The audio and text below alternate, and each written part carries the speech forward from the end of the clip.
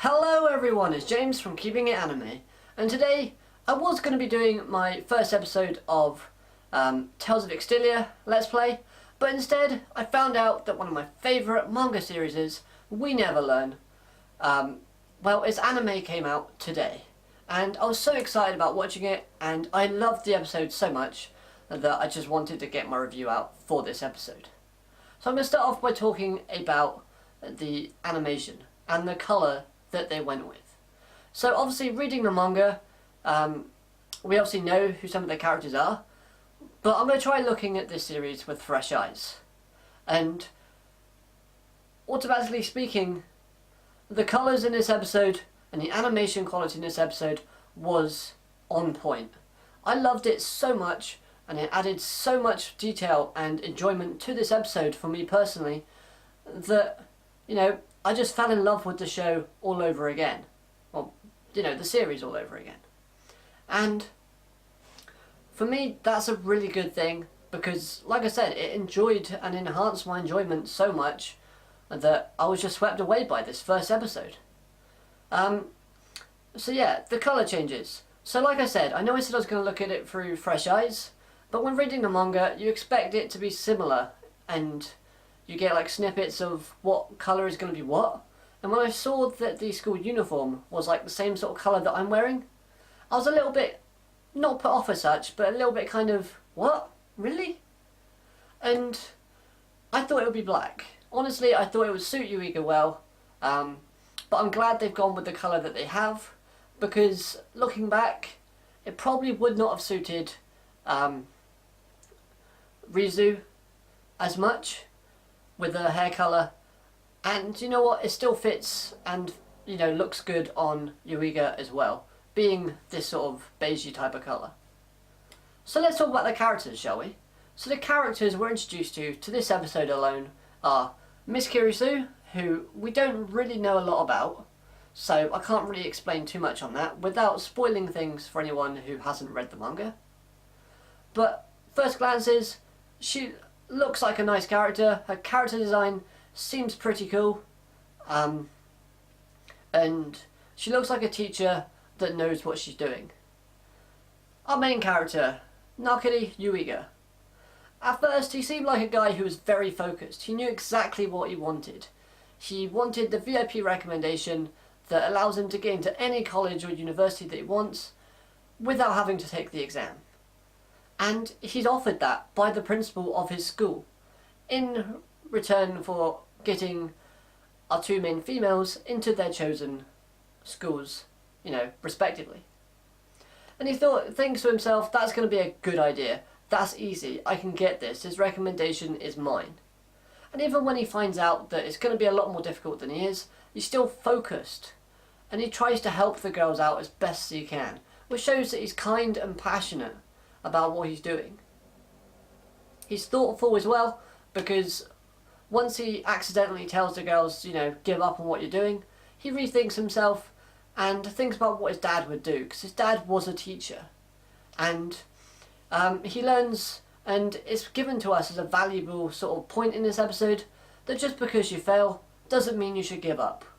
You're better than someone who can do it from the get-go if you fail and you learn from your mistakes. And that's a brilliant message to have and to live with. And Yuiga basically symbolises that and lives by that himself. So what does he do? He's quite thoughtful in the terms of making notes and, study points for the girls to look at. Now I've been referring to them as the girls, but let's see who they are, shall we? So, first of all, we have Rizu Ogata. One of our three main females of the show, and her personality is quite stern to start with, because she knows what she wants and she knows what she likes, and if something doesn't sit well with her, she'll definitely tell you, and not really sound snarky about it, but she'll drive the point home. And this is probably evident and emphasised by the fact that she's been let down by so many teachers and tutors. She even states how many does that make now when Yuiga introduced himself as the new tutor.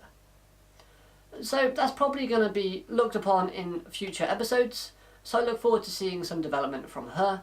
However, we also find out this episode that she struggles with human emotion. She's a genius when it comes to scientific maths and equations and all things like that, but she wants to study literature.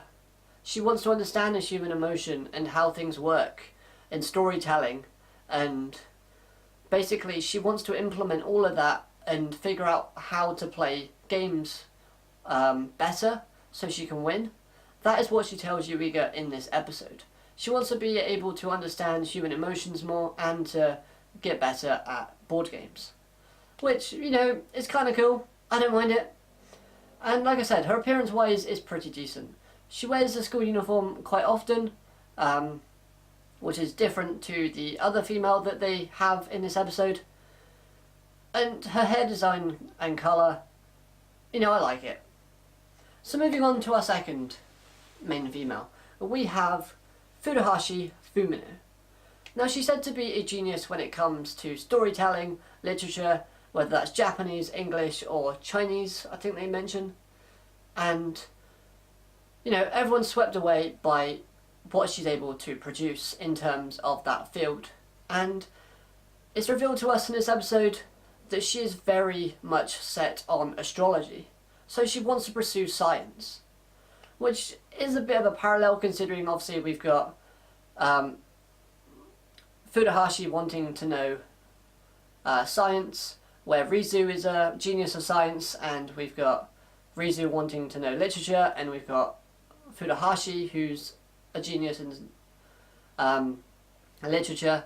Yuiga even tries to get them to teach each other, but they're both so advanced in their fields that they don't even know what they do half the time. Anyway, Furuhashi wants to learn astrology because she loves the stars. She basically has had her mother passed away in the past, and she loves looking for her mother's star, and where her passion stems from is the roundabout the time that her mother passed away.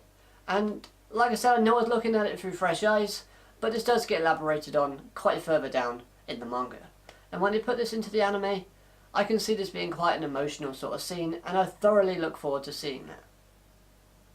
Anyway, personality-wise, Furuhashi's quite sort of, I don't want to say sleepy because that makes her sound bad, but she's not 100% on the ball all the time.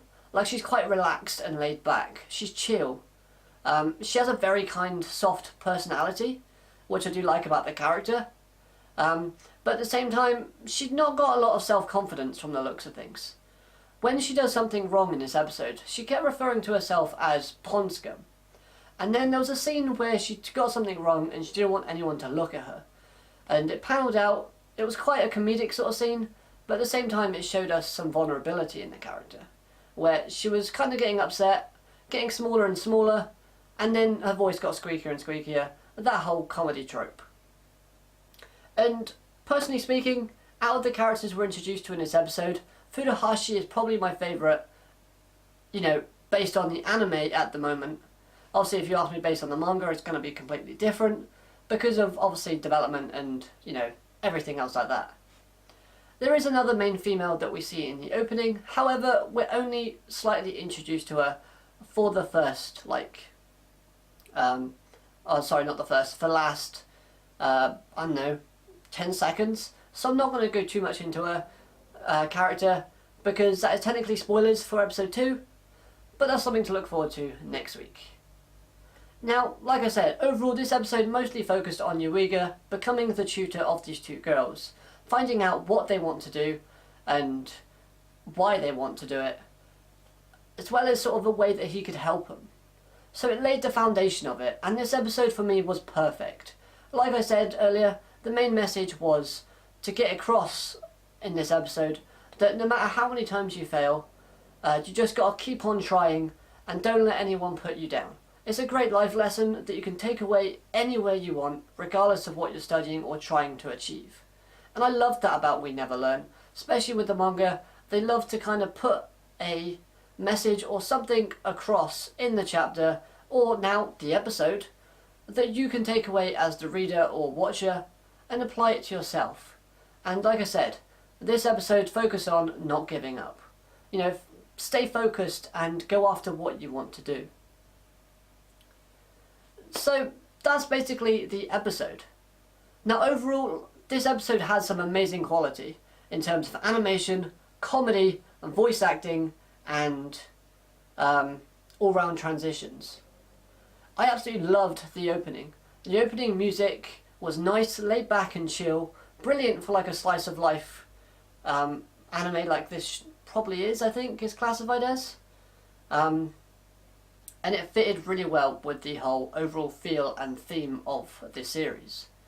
Like I said, the quality of the animation was brilliant throughout. They used quite a lot of sort of facial expressions in terms of comedy value, and that worked quite well because we're used to that in the manga, and we're also kind of implementing it into the anime like this. Makes it tons of fun. Voice acting, all the characters had amazing voices, and I can't fault any voice at the moment. Hopefully that keeps up for future characters, because one thing about an anime series is you've got to get the voice right, otherwise you just won't like the character. Yeah, storytelling in this episode, brilliant, like I've already said. Overall, a fantastic episode, and if you've read the manga and you love that, then you're gonna love the first episode of We Never Learn. So I'm gonna end the review right there. Now I'm gonna hold the floor over to you guys. Who is your favourite character at the moment from this first episode, if you've watched it? Do you like Yuiga? Do you like Furuhashi? And do you like Rizu? Do you like Miss Kirisu, even though we never really saw her that much? Or do you like you know, the background characters? If your favourite character hasn't appeared yet, don't worry, because give it a couple of episodes and it probably will. But other than that, guys, smash that like button if you like this video. Subscribe if you're new, so you never miss a video from me. I'm going to continue to do the manga reviews for this series and the anime reviews on a weekly basis for this series, so if you're interested in that, then make sure you stay tuned. But other than that, my name is James Downton, and I hope you all enjoy the rest of your day. Thanks for watching, and keep it anime.